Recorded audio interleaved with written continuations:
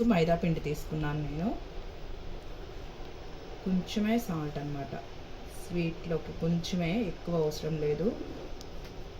Next నెయ్యి,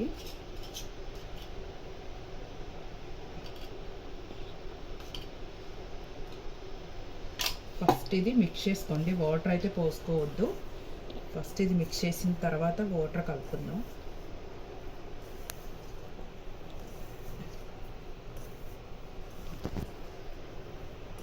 ఇది నెయ్యిలో మొత్తం ఇలా మిక్స్ చేసుకున్నాం కదా, ఇప్పుడు కొంచెం కొంచెం వాటర్ పోసుకుంటూ మిక్స్ చేద్దాం అనమాట.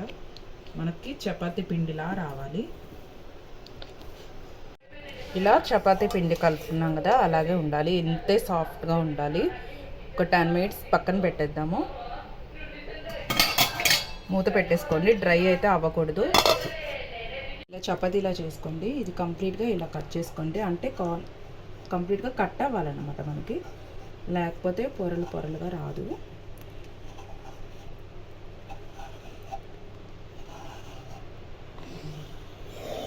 కట్ చేసుకొని ఒకదాని మీద ఒకటి ఇలా రోల్ చేయండి. ఇలా ఒకదాని మీద ఒకటి రోల్ చేసేసుకోండి.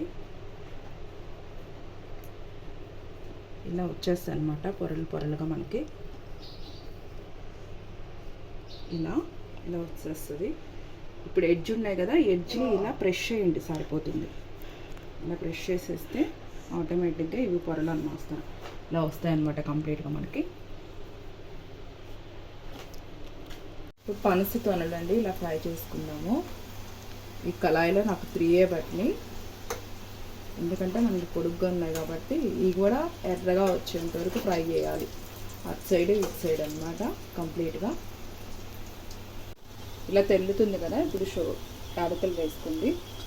స్వీట్కి యాలకులే కదా మంచి స్మెల్ వచ్చేది, అసలు స్వీట్ అంటేనే యాలకులు మంచి స్మెల్ వస్తుంది. ఇలా ఇంకొంచెం 5 మినిట్స్ ఆగితే కొంచెం దగ్గరకు వస్తుంది, అప్పటి వరకు వెయిట్ చేద్దాం. షుగర్ సిరప్లో, ఇదే సిరప్లో మళ్ళీ పనస తొనలు కూడా ఇలా చేసుకోవచ్చు. ఇలా షుగర్ సిరప్లో వేసేసుకోండి. ఇది కూడా కంప్లీట్గా ఇలాగా అవుతుంది షుగర్లో మొత్తము.